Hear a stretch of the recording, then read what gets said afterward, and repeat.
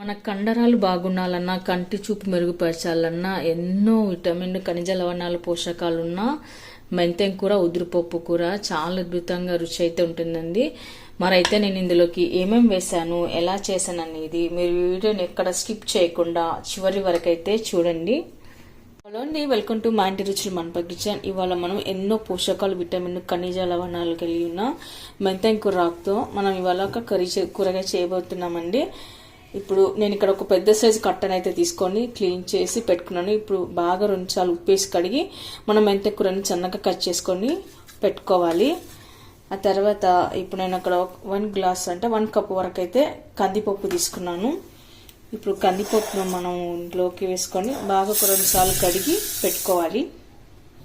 ఇప్పుడు ఇలా మనం 2 సార్లు బాగా పప్పును కడిగి పెట్టుకున్న తర్వాత పప్పు మునిగే వరకు మనం నీళ్ళు వేసుకోవాలి.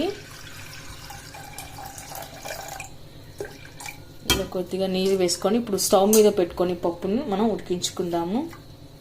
అంటే ఇక్కడ మనం పప్పుని నానేయాల్సిన అవసరం లేదండి, డైరెక్ట్ ఇలా కడిగి మనం ఉడికించుకోవచ్చు. ఇప్పుడు పప్పు త్వరగా ఉడకాలంటే కొద్దిగా నూనె వేసుకోవాలి. ఇప్పుడు కొద్దిగా పసుపు, ఇప్పుడు ఇలా వేసాక ఒకసారి కలుపుకొని పెట్టుకోవాలి. తర్వాత ఇప్పుడు ఒక 5 నుంచి 10 నిమిషాల వరకు మనం పప్పుని ఉడికించుకుందాము. ఇలా మూత పెట్టేసుకొని ఉడికించుకుందాము. మనం ఆకును బాగా కడిగి ఇలా చిల్లుల గిన్నె ఉంటుంది కదా, చిల్లుల గిన్నెలో పెట్టుకొని ఆరేసుకోవాలండి. పెట్టుకున్నట్లయితే మనకు ఇట్లా నీరంతా వెళ్ళిపోతుంది అనమాట. ఇప్పుడు ఆకు అంతా నీరంతా వెళ్ళిపోయిన తర్వాత మనం ఇప్పుడు సన్నగా కట్ చేసుకొని పెట్టుకుందాము. ఆ తర్వాత మనం ఇలా మధ్య మధ్యలో మూత తీసేసుకొని కలుపుతూ ఉండాలి. పప్పు సగం ఉడికితే సరిపోతుందండి, మరి మెత్తగా ఉడకాల్సిన అవసరం లేదు. ఇప్పుడు మనం చేతున్న ఇలా అంటే పప్పు పగలాలన్నమాట. ఇట్లా అంటే పప్పు పగలాలి, అంటే ఇంకా పగలలేదు. ఇంకో 5 నిమిషాల పాటు మనం ఉడికించుకోవాలి. మంటను మీడియం ఫ్లేమ్ పెట్టుకొని ఇక్కడ ఉడికించుకోవాలని, ఎక్కువ పెట్టినట్టే పొంగిపోతుంది కాబట్టి మీడియం పెట్టుకొని మనం ఇక్కడ పప్పుని ఉడికించుకోవాలి. మెంతెం కూర ఆకుని ఇలా సన్నగా కట్ చేసుకొని పెట్టుకోవాలి. అలాగే నేను ఇక్కడ 2 పెద్ద సైజు ఉల్లిపాయ అయితే తీసుకున్నాను, ఇలా ముక్కలుగా కట్ చేసుకొని పెట్టుకోవాలి. తర్వాత ఇప్పుడు మనం పప్పు ఉడికిందా లేదా చూసుకోవాలి. చూడండి, ఇలా అంటే పప్పు మనకు పగిలిపోతుంది అనమాట. చూడండి, ఇప్పుడు కరెక్ట్గా మనకు ఉడికిపోయినట్టుగా. ఇప్పుడు దీన్ని పక్కన పెట్టేసుకొని కూర చేసుకోవడానికి ఒక వెడల్పాటి కడాయి అయితే పెట్టుకోవాలి. ఇప్పుడు మనం కూర చేసుకోవడానికి అందులోకి 3 టేబుల్ స్పూన్ వరకు అయితే ఆయిల్ వేసుకోవాలి. ఆయిల్ హీట్ అయిన తర్వాత ఆవాలు, జీలకర్ర, మినపగుళ్ళు వేసుకోవాలి. ఇప్పుడు తాలింపు కలర్ మారిన తర్వాత మనం సన్నగా కట్ చేసి పెట్టుకున్న ఉల్లిపాయ ముక్కలు వేసుకోవాలి.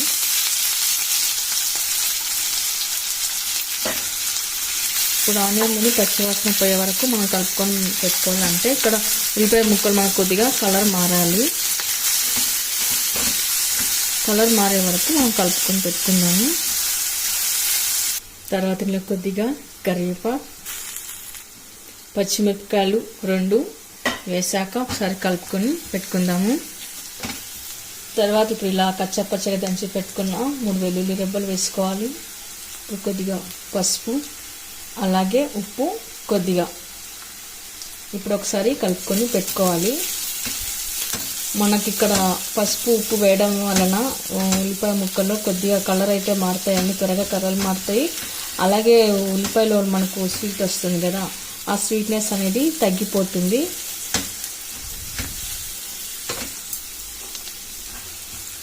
ఇలా కాస్త దగ్గర పడే వరకు మనం కలుపుకొని పెట్టుకుందాము.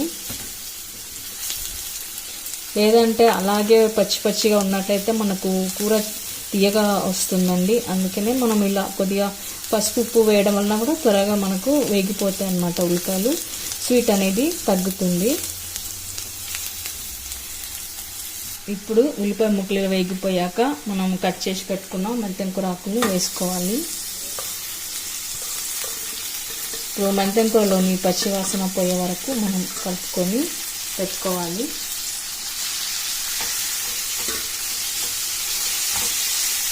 ఇప్పుడు ఆకు కాస్త దగ్గర పడే వరకు మనం కలుపుకొని పెట్టుకోవాలి. ఈ మెంతెం కూరలో పప్పు వేసాము, కూర చేస్తాం కాబట్టి మనకు ట్రావెల్కి కూడా తీసుకుపోవచ్చు అండి. చాలా రుచిగా ఉంటుంది, బాగుంటుంది. చపాతీలు, రొట్టెలు మనం ట్రావెల్కి తీసుకెళ్ళినట్లయితే ఇలా గట్టి కూర అనేది తీసుకోకపోవడం వల్ల మనకేం పాడవకుండా ఉంటుంది. ఇలాంతా దగ్గర కూడా కలుపుకొని పెట్టుకుందాము. ఇప్పుడు మనం ఉడికించి పెట్టుకున్న కందిపప్పు ఉంది కదండి, ఉదురుపప్పు అంటారు దీన్ని.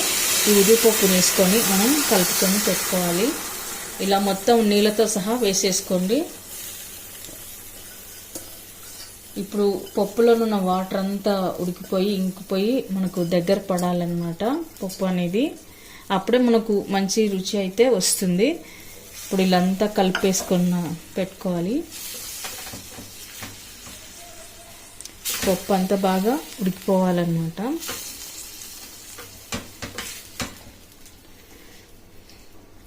ఇదంతా కలిపి పెట్టుకున్న తర్వాత మనం తినే కారాన్ని బట్టి కారం వేసుకోవాలి.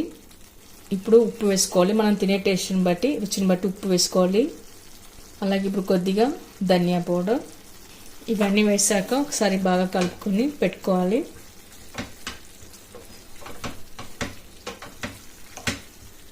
ఇదంతా కలిపి పెట్టుకున్న తర్వాత నీరంతా దగ్గర పడే వరకు మనము మూత పెట్టేసుకొని ఒక 5 నిమిషాల పాటు ఉడికించుకోవాలి. అంటే ఇక్కడ మీడియం ఫ్లేమ్లో పెట్టుకోండి. ఎక్కువ పెట్టుకున్నట్టయితే మాడిపోతుంది కాబట్టి మధ్యలో మంట పెట్టుకొని మనం ఉడికించుకున్నట్టే కరెక్ట్గా సరిపోతుంది. ఈలోగా మనము ఇలా వేయించి పొట్టి తీసిన పల్లీలను తీసుకొని ఒక రోల్లోకి వేసుకొని కొద్దిగా మనం కచ్చాపచ్చగా దంచుకొని పెట్టుకోవాలి. ఇప్పుడు ఇది వేయడం వల్ల మనము తినేటప్పుడు మధ్య మధ్యలో పలుకులుగా వస్తుందండి. చాలా రుచిగా అయితే ఉంటుంది. మీరు పీనట్ ప్లేస్లో క్యాష్యూ నట్ కూడా వేసుకోవచ్చు. ఇలా కాస్త ముక్కలుగా దంచుకొని పెట్టుకుందాము. ఇలా దంచి పెట్టుకున్న తర్వాత ఒక కప్పులోకి అయితే వేసుకుందాము.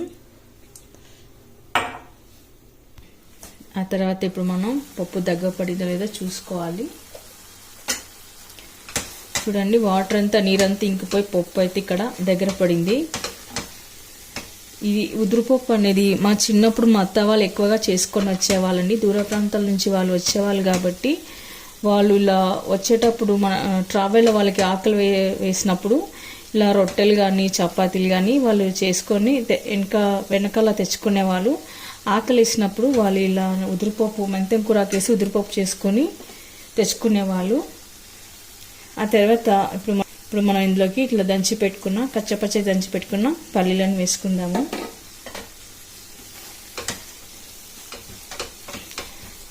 జొన్న రొట్టె కానీ చపాతీ కానీ చాలా అద్భుతమైన రుచి అయితే ఉంటుందండి మెంతం కూర, ఉదిరిపప్పు కూర. మీరు కూడా ఒకసారి ట్రై చేయండి. మరి మీరు ఎక్కడ ట్రావెల్ వెళ్ళినప్పుడు కూడా ఇలాంటి తీసుకోవచ్చు. త్వరగా పాడు కూడా అవ్వదన్నమాట. మనకు రోజంతా ఉంటుంది, ఒక రోజంతా ఉంటుంది.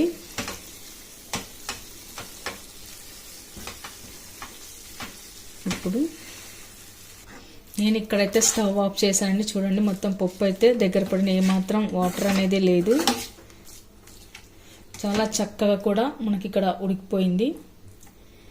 ఇప్పుడు చివరన మనము కొత్తిమీర వేసుకొని గార్నిష్ చేసుకుందాము.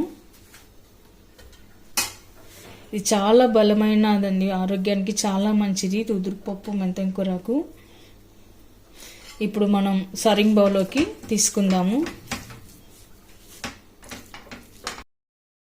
చూసారుగా ఎంతో గుమగుమలాడే మెంతం కూర ఉదిరిపప్పు అయితే రెడీ అయిపోయింది. ఇందులో ఇది రొట్టెలోకి, రైస్లోకి, చపాతీలోకి అన్నిటిలోకి చాలా రుచిగా ఉంటుంది. చాలా బలమైన ఆహారం కూడా. మరి మీరు కూడా ఎక్కడైనా ట్రావెల్ వెళ్ళినప్పుడు ఇలాంటి కూరనైతే చేసుకొని తీసుకువెళ్ళండి.